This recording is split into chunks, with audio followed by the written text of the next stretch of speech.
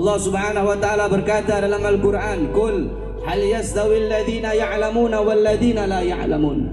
Allah katakan dalam Al-Qur'an, "Qul," katakanlah, apakah sama orang-orang yang alim, orang-orang yang berilmu dan orang-orang yang tidak berilmu? Apakah sama orang-orang yang tahu dengan orang-orang yang tidak tahu? Apakah sama orang-orang yang alim dengan orang-orang yang bodoh? La yastawuna abada. Tidak akan pernah sama. La fid dunya wala fil akhirah. Di dunia tidak sama, di akhirat tidak sama. Apanya tidak sama? Keadaannya tidak sama, ibadahnya tidak sama, duduknya tidak sama, makannya tidak sama, minumnya tidak sama, tidurnya tidak sama, tidak sama. Jangan kita samakan orang alim dengan orang bodoh, jangan kita samakan, karena tidak akan pernah sama. Orang alim duduknya ibadah, makannya ibadah, tidurnya ibadah. Bahkan tidurnya orang alim, tidurnya orang yang berilmu lebih ditakuti oleh iblis daripada sholatnya orang yang bodoh. Tidak sama, tidurnya ibadah, makannya ibadah. Mereka melangkahkan kaki-kakinya ke tempat yang diridhoi oleh Allah.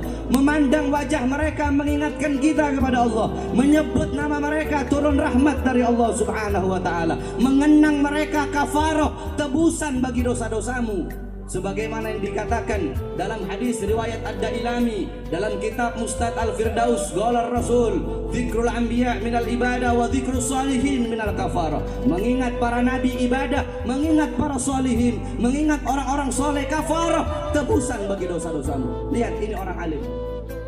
Jadi jangan-jangan kita samakan orang alim, orang yang berilmu. Kalian yang suka duduk di majelis ilmu dengan orang yang tidak suka duduk di majelis ilmu tidak sama keadaannya.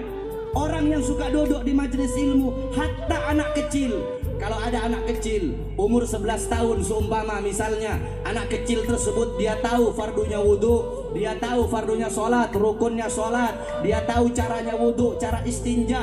Anak kecil yang tersebut kalau mau dibandingkan dengan seorang presiden yang pangkatnya tinggi, orang atau mau dibandingkan dengan orang yang hartanya banyak, tidak bisa disamakan. Masih lebih mulia anak kecil tersebut daripada presiden yang tidak tahu apa-apa.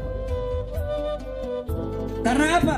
Karena yang menjadikan seseorang itu tua bukan umur, yang menjadikan seseorang mulia bukan umur, yang menjadikan seseorang mulia bukan harta, bukan pangkat, bukan nasab.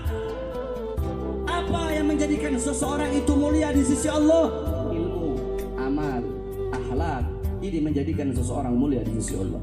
Karena Rasulullah SAW, beliau tidak mewarisi harta, tidak mewarisi pangkat, tidak mewarisi jabatan, tidak mewarisi tahta dan kekuasaan, tidak mewarisi emas, tidak mewarisi perak, tidak mewarisi permata. Tidak, saudara-saudara.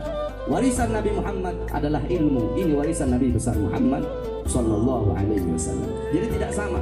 Orang yang alim duduknya ibadah, tidurnya ibadah, makannya ibadah, melangkahkan kakinya ibadah.